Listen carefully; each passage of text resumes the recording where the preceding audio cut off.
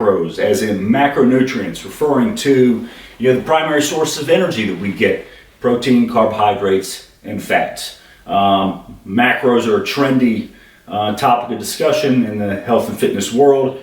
People obsess over macros. A lot of people get the wrong idea about this. They make this really, frankly, a lot more complicated than it needs to be. And people are, at least a lot of people I see, are constantly in search of this perfect macro split. It doesn't really exist, okay? People want to look at it in terms of percentages. In my opinion, that's a mistake. I think a long time ago, though it might still be around in some form, there was something was out there called like the 40-30-30 diet or something like that. And people thought, oh, you eat 40% protein, 30% carbs, 30% fat, and that's the magical macronutrient combination to be able to lose weight. Well, first of all, that's bogus, because the number one most important thing with being able to lose weight is eating in a caloric deficit. Okay, you can eat a diet entirely of jelly beans if you chose to. It comes down to calories. If you eat few enough calories of jelly beans, you will lose weight. Let me make it very clear, that's a terrible idea, okay? But you'll lose weight. But getting back to macros and the fact that a lot of people want to look at this in terms of percentages, that's a mistake, because the research that we have generally breaks macros down, and they study them. In test subjects, they generally shoot for hard targets based on body weight. So if you're just trying to take, say you eat 2,500 calories a day, and you want to break it down into, percentages, that may miss the mark for you. Depending on, how big you are, how aggressive your deficit is, and then, where you're at in your process, whether you've been dieting for a while and your calories have gotten very low, or maybe you're in a different phase where you're actually maybe trying to build a little bit of muscle and your calories are elevated. The percentages can kind of skew things a little bit. They don't always translate real well. So again, the research has generally shown certain hard targets based on body weight to be better indicators of what you need to shoot for. So for protein, this has been studied to death, but generally speaking, for most people, if you're getting 0.6 grams of protein per pound of body weight, that will cover your needs. Some people like to go a little bit more. You can go up to 0.8 grams per pound if you want to. The research has shown no benefit going any higher than that. So, the old bro bodybuilder thing of you have to get at least 1 gram per pound, the research doesn't support that, at least at this point. So 0.8 grams per pound of protein is plenty for covering your protein needs to be able to maintain muscle while you're dieting, or to be able to build muscle while you're in a bulking phase. So regardless of where you're at in your process, at 0.8 grams per pound will cover your needs. Okay. One kind of disclaimer to put on that, and just something to sort of keep in mind, if you're really overweight, when you're setting your diet up, say you need to lose 50 pounds, at your starting weight, that 0.8 grams of protein is probably more than you need, and it's going to be a lot, just because it's relative to your weight. It's probably going to take up a lot of calories for you. So you would probably do better if you aim, or you base your protein calculation off of something closer to a healthier weight for you. So say you weigh 250 pounds and you want to get down to 200, and that's not, you're not going to look like a fitness model at 200. It's just a good healthy weight for you. You can base your protein needs and multiply that 0.8 times, say, 210 or 215, something close to what your goal weight is. That would be a better idea than basing it off of the 250. Probably a little bit more accurate, and it'll give you a little bit more flexibility with building your diet off of that. So next up, we've got fat. Fat, I think fortunately has, in the past few years, it's kind of steadily dropping that stigma of, fat's bad. Fat is not bad. Fat's necessary. It's not harmful. And calorie for calorie, it's not any more fattening than anything else. Eating fat doesn't make you fat. It has very, very important roles in your body for hormone production and some other things. So you need fat in your diet. Key question is how much? Again, the research that we have basically has shown us that 0.3 grams per pound of body weight is about the minimum that you should be shooting for. And again, if you've got a lot of weight to lose, just like with the protein, you can base your needs off of multiplying that 0.3 times something closer to your goal weight. Okay? So if you got 50 pounds to lose, don't base it off your starting weight. That's probably going to be a little bit high.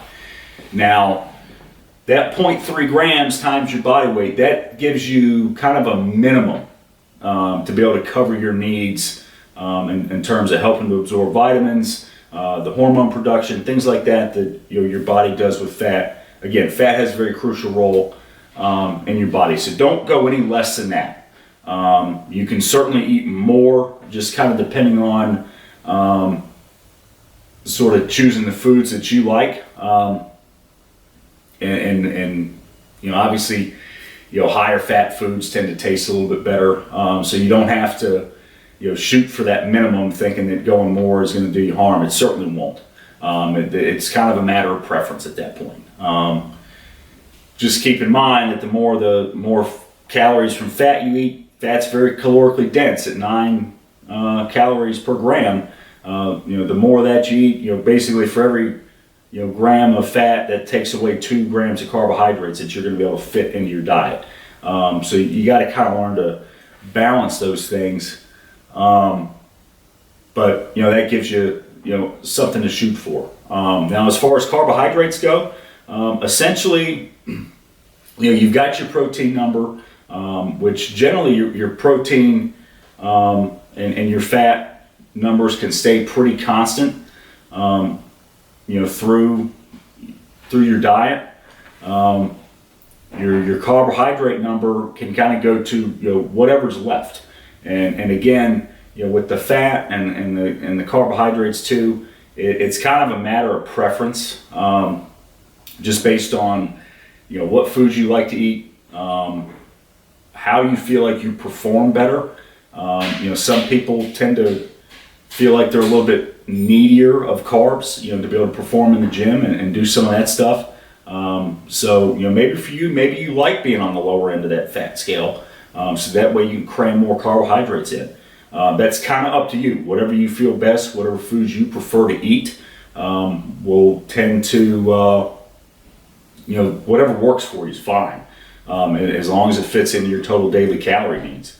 Back to protein, just one quick thing. One thing that is important with protein and meal timing is generally with that protein, you want to spread that out evenly over the course of the day, as much as you can, practically speaking. Say you need to eat 160 grams of protein a day just to have a nice round number to work with. You break that up into 4 meals, that's 40 grams of protein per meal. If one's a little bit higher, one's a little bit lower, that's totally cool.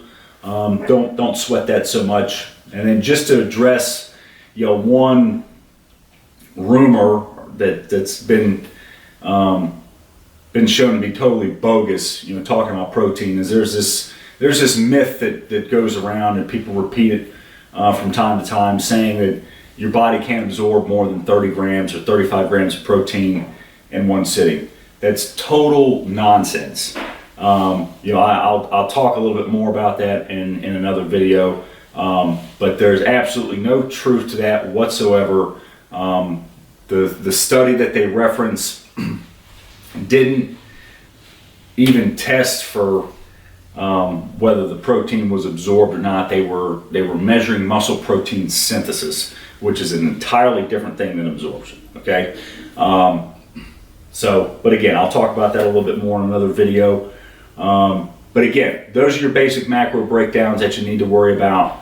Again, just to reiterate, protein, 0.8 grams per pound of body weight, covers all your needs. Okay, you can go a little bit more than that if you want to, if you just like to eat a lot of meat or whatever. But it's not necessary. You probably won't get any benefits beyond the 0.8 grams. And then, just to keep in mind, if you're trying to save a couple bucks at the grocery store, protein tends to be expensive. So, if you're trying to be cost conscious, don't eat more protein than you have to. It's an easy way to save a little bit of money here and there when you're doing your grocery shopping. Okay, fat, 0.3 grams per pound of body weight is the minimum that you should be shooting for. A decent rule of thumb, and again, I don't like to go by the percentages so much, but this one generally works out okay. Is that if about 20% of your daily calories are coming from fat, that's usually about right, okay? And that's not necessarily a minimum, that's just a general kind of ballpark to shoot for, but don't go below that 0.3 grams per pound of body weight. And then lastly, whatever's left after you're hitting these two numbers can all go to carbohydrates if you want. If you want to eat a little bit heavier on fat, totally cool. It just kind of depends on how you feel like you perform best and which food you want to eat. And ultimately, if you eat a certain way during the week and then say on the weekends you want to eat a little bit lower fat so you can cram more carbs in, that's totally cool too. You can vary it up a little bit. But long story short, macronutrients generally, it's pretty simple. People obsess about this very unnecessarily, in my opinion. I think far more worthy of obsession is trying to find ways to get as many micronutrient dense foods into your diet as opposed to just trying to get enough protein in.